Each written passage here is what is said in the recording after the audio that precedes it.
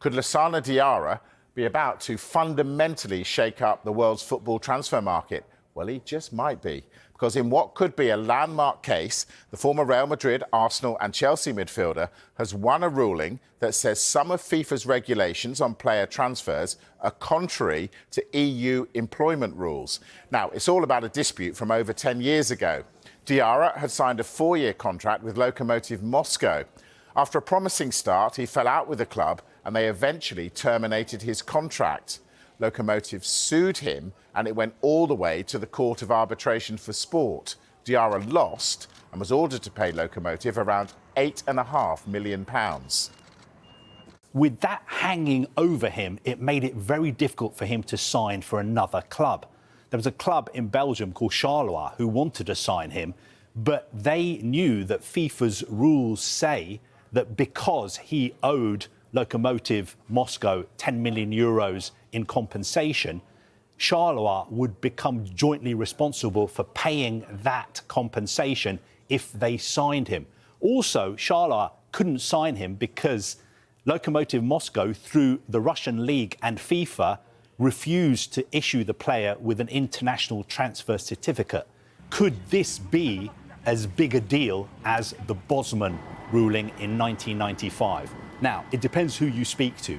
FIFA at the moment are saying, look, let's keep things in proportion. This just has to do with 2 of our rules, which we may have to change. And those 2 rules are, the first one that I mentioned, about the fact that if a player terminates his contract with a club without just cause and compensation has to be paid, then the new club would be jointly responsible for paying that compensation.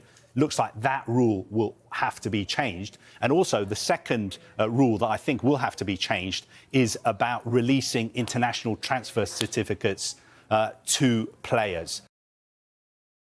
Well, this is how FIFA responded to us here at Sky Sports News. They said, FIFA is satisfied that the legality of key principles of the transfer system have been reconfirmed in today's ruling. The ruling only puts in question 2 paragraphs of 2 articles of the FIFA regulations on the status and transfer of players, which the National Court is now invited to consider. Well, the Players' Union responded and said this: "This is an important ruling which could have potentially far-reaching ramifications for the rights of players within the current transfer system. More widely, it demonstrates again that football cannot behave like it does not have to work within the same employment laws that apply to any other industry." As they consider the impact of this ruling, the football authorities need to be making an honest and open assessment of the suitability of their rules and how they sit alongside employment laws. They then need to start making genuine and proactive efforts to work with players and their unions.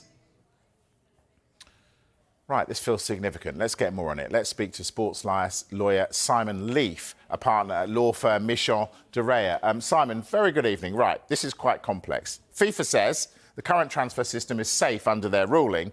The Players' Union says transfers could change drastically. Who's right?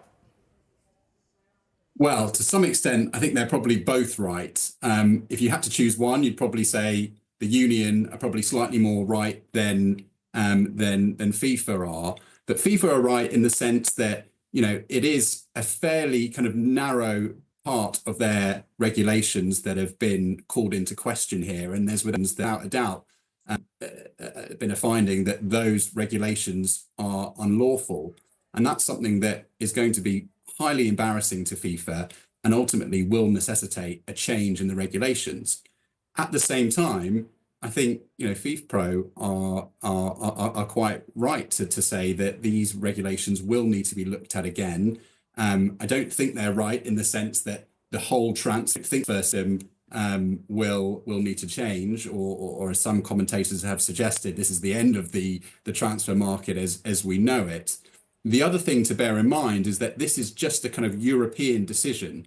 So whilst on the one hand, it certainly has an impact that will be felt in Europe, and obviously any breach of European law is not helpful to FIFA, but technically they could continue to apply the rules as they were before in all countries outside of Europe. Now, I think that's pretty unlikely because of the importance of the European system and the European market in the kind of global football market. So I do expect to see further changes be made to the regulations.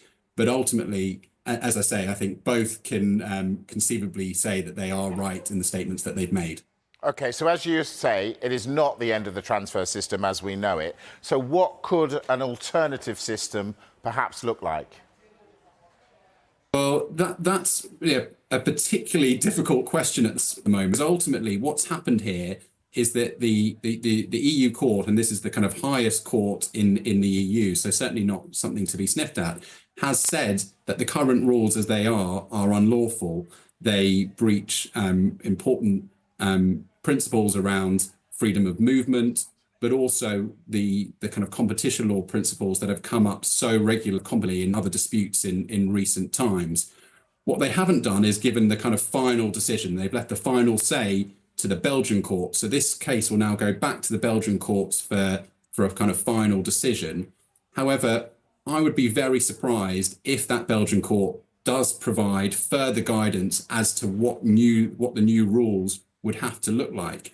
And I think the reality is that we could well see a game of cat and mouse develop over the years ahead, with FIFA kind of tweaking the rules, hopefully to kind of make them just about kind of compliant enough, and potentially players and their agents kind of testing those rules potentially in front of the courts to see whether a further finding lawfulness is found. So it could well be a game of cat and mouse as we seek to kind of really work out what a lawful set of rules looks like, because it isn't something that the judges will tend to kind of go into too much detail on. They'll kind of tell you if it is unlawful, but they won't necessarily tell you what you need to do to make them lawful.